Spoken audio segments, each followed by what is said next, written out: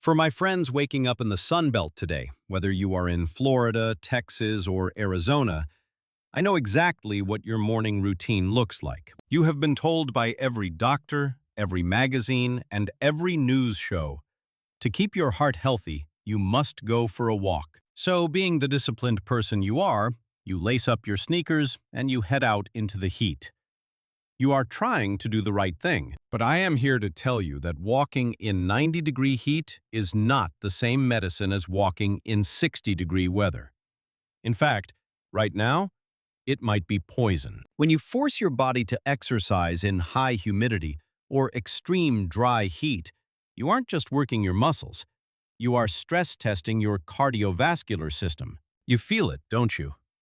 That heavy, dragging feeling in your legs, the dizziness that hits you halfway down the block, the ankles that seem to swell up while you are moving. That isn't you being out of shape. That is your body screaming at you to stop. We call this thermal cost. It is the extra price your heart pays to keep you cool while you move. Instead of strengthening your heart, you are overloading it.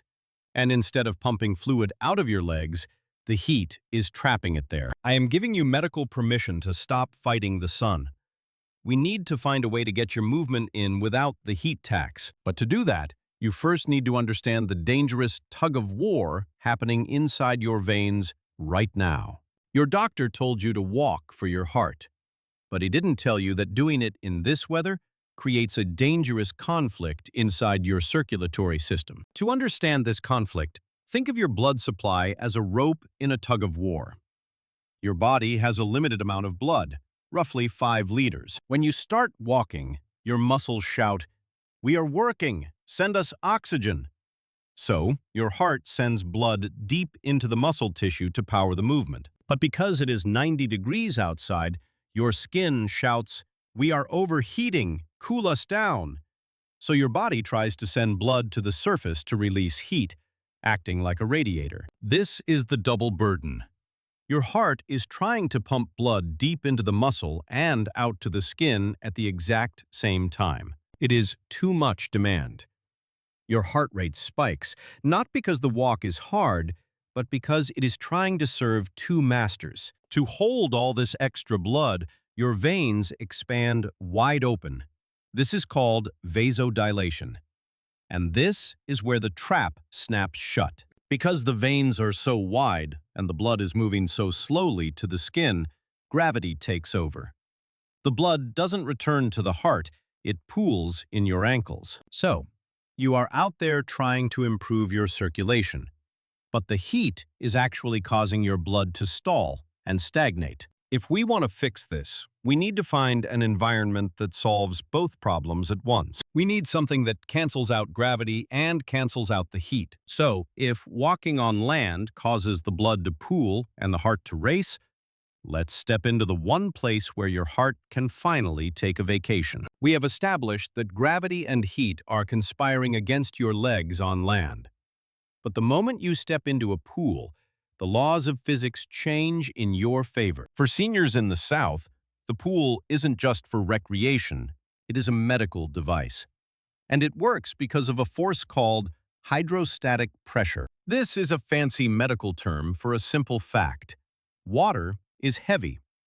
When you stand in it, that weight pushes against your body from all sides. But here is the magic. The deeper you go, the higher the pressure. So, the water is squeezing your ankles much harder than it is squeezing your thighs. It acts exactly like the world's most perfect, seamless compression sock. It physically forces that pooled blood out of your ankles and pushes it upward toward your heart. This brings us to Protocol 1, the water march. You don't need to swim laps. I just want you to walk or march in waist-deep water. Because the water is keeping you cool, your heart doesn't have to race to release heat. The double burden is gone. You get the muscle movement without the heart strain. You are exercising and reducing swelling at the same time. Just 20 minutes of water walking can drain the fluid that a 1-hour walk on land would have created. But I know the reality. Not everyone has a pool in their backyard, or maybe you just don't want to get wet today. So how do we replicate that cooling compression effect right here in your living room? Let's bring the power of the pool to your sofa. Since we can't always bring the pool to the living room, we are going to use a simple physiological trick to replicate that squeezing effect on dry land. Remember, the heat outside caused your veins to expand and become floppy. To fix that, we need to trigger the exact opposite reaction. Medical experts call this vasoconstriction. It is the body's way of conserving heat by tightening the pipes. When we apply cold specifically to the ankles, the veins snap shut. Think of it like manually squeezing a tube of toothpaste.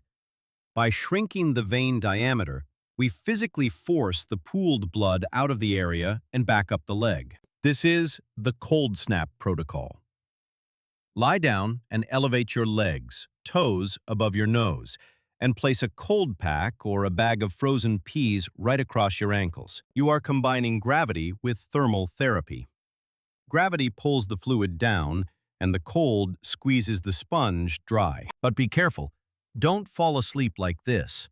Use the 20-minute rule.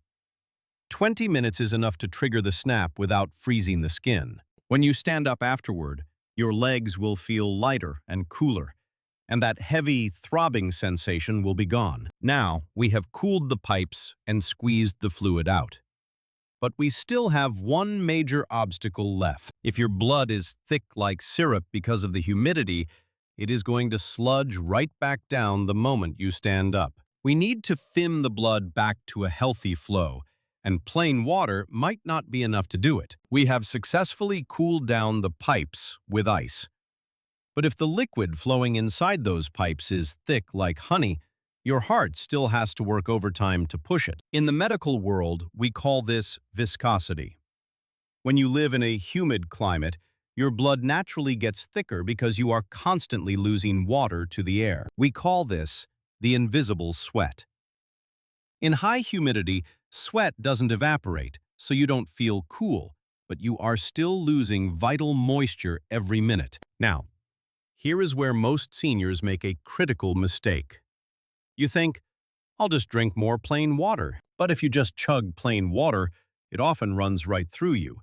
It flushes out your minerals and leaves you peeing every 20 minutes, while your blood remains thick. To actually hydrate the blood, to thin that syrup back into water, you need a sponge to hold the fluid inside the vessel. That sponge is electrolytes, specifically sodium and potassium. Salt gets a bad reputation, but in the heat, salt is what anchors the water molecules in your blood. Without it, the water just leaks out. You don't need sugary sports drinks. Just do this. Take your glass of water, add a squeeze of lime for potassium, and a tiny pinch of high-quality sea salt. This creates a natural serum that thins your blood, making it effortless for your heart to pump it back up from your legs. You've learned to use water pressure, cold therapy, and proper hydration to fight the heat. Now, let's wrap this up with a permission slip I want you to sign for yourself. So we have fixed the internal mechanics. You have the pool pressure, the cold snap, and the electrolyte thinner. But the most important prescription I can give you today isn't a movement. It is a permission slip. I want you to sign it for yourself right now. It says, I am allowed to be inactive during the danger zone. Between 10 a.m. and 4 p.m. in the Sun Belt, the environment is hostile. Trying to push through it doesn't make you tough, it makes you inflamed. If you stay inside with your feet up during these hours, you are not being lazy. You are being a cardiologist for your own body. You are preserving your system. Save your energy for the golden hours, early morning, or just before sunset. That is when the air is kind to your heart and the gravity load is manageable. You move to this region to enjoy your life, not to fight a daily battle with the thermometer. Be smart, not hard. Respect the heat, and your legs will respect you back. If this video gave you the permission you needed to stop struggling in the afternoon sun, please hit that like button. It helps us reach other seniors who are pushing themselves too hard. Now, often the heat makes it impossible to sleep because of hot feet at night. If you find yourself kicking the covers off at 2 a.m., you need to watch this video next to cool your internal thermostat. Stay cool, stay hydrated, and I will see you in the next video.